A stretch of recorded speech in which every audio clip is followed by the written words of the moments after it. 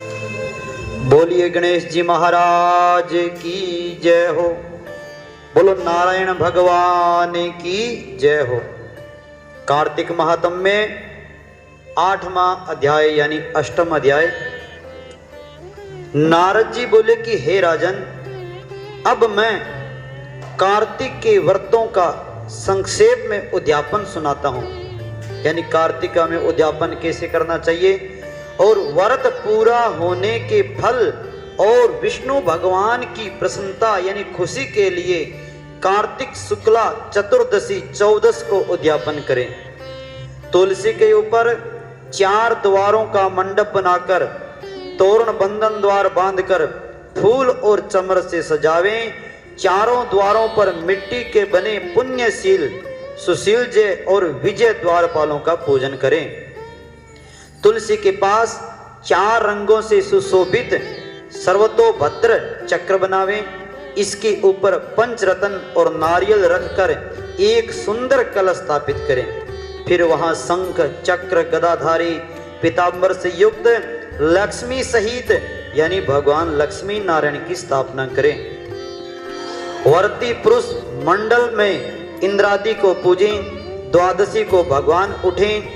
त्रयोदशी को देवताओं ने उनके दर्शन के लिए और चतुर्दशी को पूजन करें। उस दिन शांत और सावधानी से उपवास करें। गुरु की आज्ञा को प्राप्त करके भगवान कृष्ण की स्वर्णमयी यानी सोने की प्रतिमा का पूजन विधि विधान से भगवान को भोग अर्पित करें। रात्रि में जागरण कर यानी रात्रि में हमें सोना नहीं चाहिए, भजन कीर्तन करें। प्रातः काल उठकर नित्य नैमित्तिक कर्म करें। पश्चात उसके बाद में हवन करें। ब्राह्मणों को भोजन करावें। धन का लोभ छोड़ यथाशक्ति दक्षिणा देवें। उपवास कर ऐसे वैकुंठ को पावें। इस वैकुंठ चतुर्दशी को महात्म्य को देवताओं और शेष जी 100 वर्ष में भी नहीं कह सकते। जो भगवान चक्रपाणी के जागरण में भक्ति पूर्वक आंगन में गायन और नृत्य करते हैं उनको सहस्त्र गौओं के दान का फल मिलता है, यानी 1000 गौओं के दान का फल मिलता है। इसी दिन विष्णु भगवान मत्स्य रूप हुए थे, अतः उनको प्रसन्न करने के लिए इस तिथि में उन ब्राह्मणों को खीर आदि का भोजन करावें तथा अतो देवा मंत्रों से तिल और खीर का हवन करें। तत्पश्चात यथाशक्ति द्रव्य दक्षिणा देवें और नमस्कार करें, जिसके करने से अक्षय फल मिलता है। और फिर विधि पूर्वक कपिला गौ का पूजन करें और उपदेश करने वाले गुरु को सपत्नीक वस्त्र आभूषण से सुसज्जित कर सम्मान समापन करावें और प्रार्थना मंत्र से आपकी प्रसन्नता से मेरे 7 जन्म के पाप नष्ट हो जावे और मेरे मनोरथ सफल हो जावे और मरणोपरांत मुझे विष्णु लोक की प्राप्ति हो, ऐसी प्रार्थना करें। हे मेरे भगवान, मरने के बाद हमें आपके चरणों में स्थान मिले।